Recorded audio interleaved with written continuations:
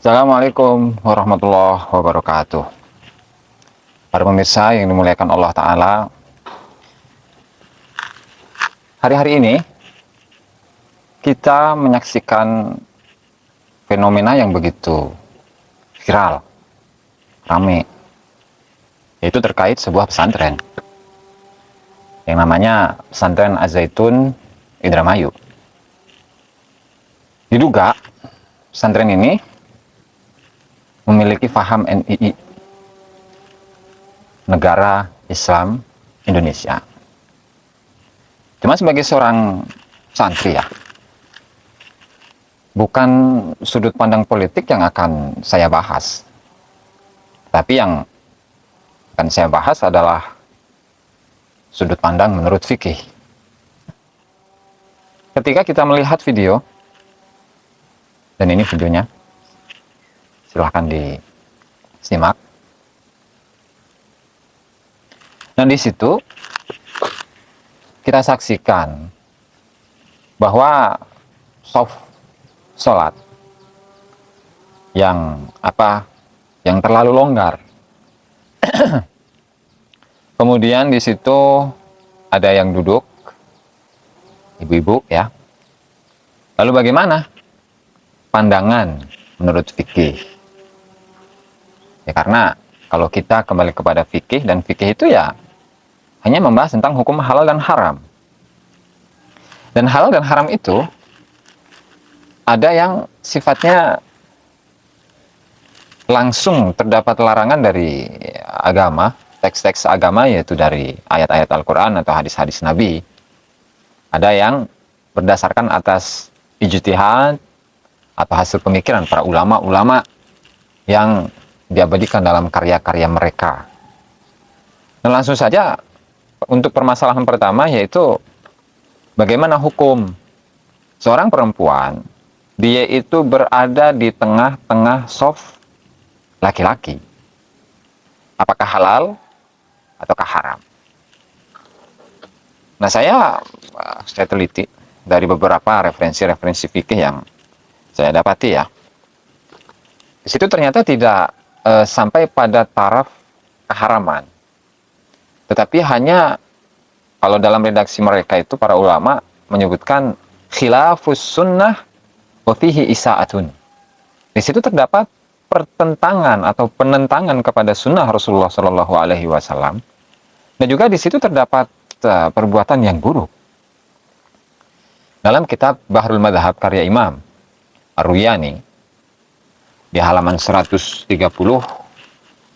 jilid 2, beliau mengatakan, fa in taqaddamatil mar'atu wa sallat ila jambir rajuli au baina yadayhi au ila jambil imam faqad asa'at wa khalafatis sunnata wa kadzalika ar-rijalu hina waqafu ma'aha wa la tabtulu salatu wahidin minhum bidzalik.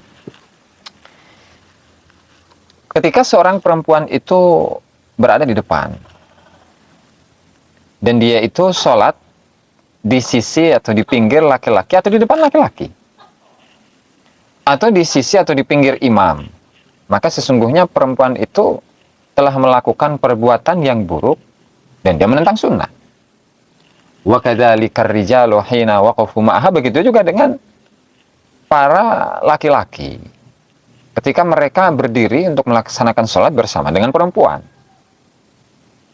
Dan wala tabtulu sholatu wahidin minhum, dan sholat dari salah satu dari mereka tidak ada yang batal. Dan ini menurut mazhab Imam Syafi'i. Nah, berarti menurut mazhab Imam Syafi'i bahwasanya ketika seorang perempuan itu sholat berada di tengah-tengah laki-laki, ya, sholat jamaah, kemudian perempuan itu berada di tengah-tengah laki-laki, atau dia itu berada di sisi imam dan imamnya itu laki-laki, maka perempuan tersebut telah melakukan perbuatan yang buruk dan menentang sunnah.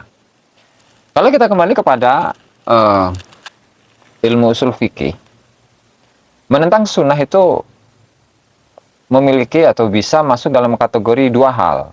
Yang pertama, ketika sunnahnya itu adalah sunnah muakkadah, maka perbuatan yang menentang sunnah muakkadah itu masuk dalam kategori makruh. Dan kalau memang kesunahan itu sangat kuat, maka masuk dalam kategori makruh syadidatut tahrim. Makruhah karahah syadidatut tahrim. Itu makruh, tapi dengan sangat makruh gitu. Bahkan mendekati kepada keharaman. Nah, itu untuk yang pertama. Dan kedua, ketika sunnahnya itu bukan sunnah muakkadah atau sunnah ghairu muakkadah, maka masuk dalam kategori apa? Masuk dalam kategori khilaful aula, sebagaimana yang dikatakan oleh al-Imam sebagaimana dikatakan oleh Imam Al-Haramain rahimahullahu taala. Itu untuk pendapat yang pertama. Ada pendapat yang kedua, dan ini menurut Imam Abu Hanifah. Nah, dilanjutkan di sini. Wa qala Abu Hanifah idza waqafat bi jambil imami muqtadiyatan wa nawa imamataha batalat salatuha wa salatu sairul ma'mumin. Ketika perempuan itu berdiri di sisi imam dalam keadaan menjadi makmum, dan wanawa imamataha, dan imam itu niat untuk menjadi imamnya perempuan tadi, maka batalat salatuhu wa salatu sairil ma'mumin, maka salatnya batal dan salat seluruh makmumnya itu juga batal. Nah, sehingga di sini ada perselisihan antara ulama. Yang pertama menurut mazhab Syafi'i salatnya nggak batal, tapi salatnya makruh tadi karena menentang kesunahan. Sementara yang kedua menurut Imam Abu Hanifah rahimahullahu taala bahwa salatnya itu batal. Dan ketika orang-orang atau para makmumin yang berada di belakang perempuan itu, maka salatnya pun itu juga batal. Itu ya, dan itu menurut Imam Abu Hanifah radhiyallahu taala anhu. Di dalam kitab Syarah Al-Bukhari karya Imam Ibnu Battal rahimahullahu taala, ketika beliau menyebutkan sebuah hadis Nabi di mana an Anasin radhiyallahu taala anhu qala shalla Rasulullah sallallahu alaihi wasallam fi baiti Ummi Sulaim. Rasulullah salat di rumahnya Ummu Sulaim, salah seorang sahabiat ya. Fakumtu, maka kata Anas, saya berdiri. Wa yatimun khalfahu, dan ada seorang anak yatim yang berada di belakang Rasul. Wa Ummu Sulaimin khalfana, dan Ummu Sulaim sahabat Nabi, Ummu Sulaim khalfana itu berada di belakang kita. Hakada sunnatu salatin nisa'i an yakumna khalfar rijal, begitulah kesunahan salatnya perempuan di mana mereka itu berdiri di belakang laki-laki meskipun laki-laki itu masih anak kecil. Apa alasannya? Wadzalika Allahu a'lam khasyatul fitnati bihinna, dan itu karena dikhawatirkan adanya fitnah dari perempuan-perempuan itu. Washtighalun nufusi bima jubilat alaihi min umurihinna anil khusyu'i fi shalah, dan sibuknya diri lantaran tabiat yang ada dalam diri seorang laki-laki ketika melihat urusan perempuan. Ya, artinya dapat mengganggu kekhusyuan yang ada dalam diri seorang laki-laki ketika ada seorang perempuan berada di depannya. Wal iqbali alaiha, dan juga ketika dia menghadapkan diri kepada atau menghadap kepada perempuan. Wa ikhlasul fikri, dan bertujuan agar pemikirannya itu bersih. Nah, di sini tentu adalah merupakan salah satu hikmah atau maqasidus syariah. Tujuan-tujuan daripada syariat, di mana syariat ini mengatur. Kenapa perempuan itu berada di belakang, bukan di depan? Ya karena kalau di depan, tentu hal ini berpotensi untuk fitnah.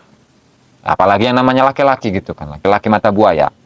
Apalagi ketika perempuan yang ada di depannya itu memiliki paras yang menawan, yang cantik gitu kan, ya otomatis sholatnya tidak akan khusyuk. Sementara tujuan dari sholat itu sendiri itu adalah ingin menghadapkan diri kepada Allah Subhanahu wa Ta'ala.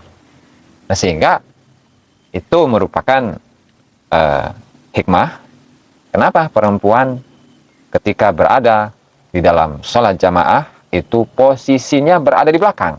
Atau kalau tidak, dipisahkanlah dengan satir antara laki-laki dengan perempuan. Itu mengenai hukum fikih.